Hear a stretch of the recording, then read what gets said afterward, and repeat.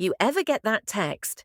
Your account balance is below $50 and wonder, where did all my money go? You didn't buy a Lambo, you didn't go to Paris, you just lived. And now you're broke again. But what if I told you it's not your fault? You're not undisciplined. You're being manipulated by your own brain. There's a silent war happening.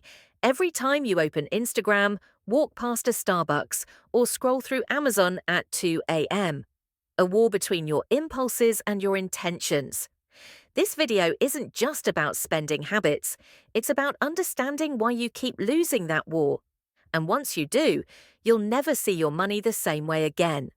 So buckle up, we're diving deep. Every purchase gives your brain a hit of dopamine, the feel-good chemical. But here's the trick. The dopamine spike happens when you anticipate the purchase, not when you use the thing. That's why unboxing feels better than using. That's why add to cart feels like self-care, even if it's sabotage. You're not shopping for stuff, you're shopping for emotion. The cost? A dopamine high, followed by regret, then another hit. Welcome to the dopamine debt loop. And no, you can't budget your way out of it until you break the cycle. Remember when making $2,000 a month felt like a dream? Now you're making $4,000, and somehow you're still broke. That's not inflation, that's lifestyle creep. You upgraded your coffee, your car, your weekends, but not your savings. As your income grows, your desires grow faster. And here's the fear part. If you don't master lifestyle inflation now, you'll make $100,000 and still feel poor. Because the real prison isn't a low income, it's high expenses disguised as rewards. You're not buying the shoes, you're buying comfort. You're not getting takeout again, you're avoiding the stress of cooking. Emotional spending is when your wallet becomes a therapist, and a pretty expensive one. The danger? Every time you treat yourself without intention, you're reinforcing a habit. I feel bad, so I buy.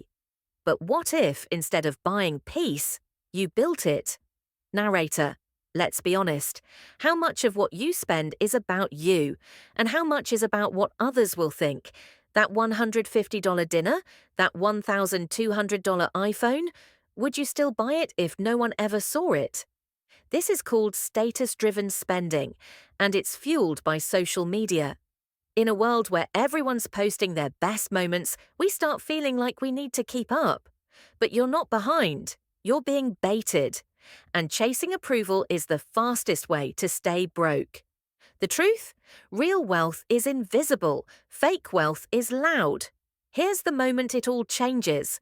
You stop asking, what can I buy with this money?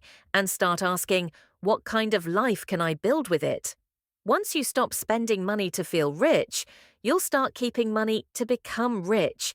Overspending is just the first enemy, but now that you've spotted it, it has no power. Your next step? Understand how even small amounts of money, saved and invested, can turn into life-changing wealth over time. It's not a fantasy, it's math plus consistency.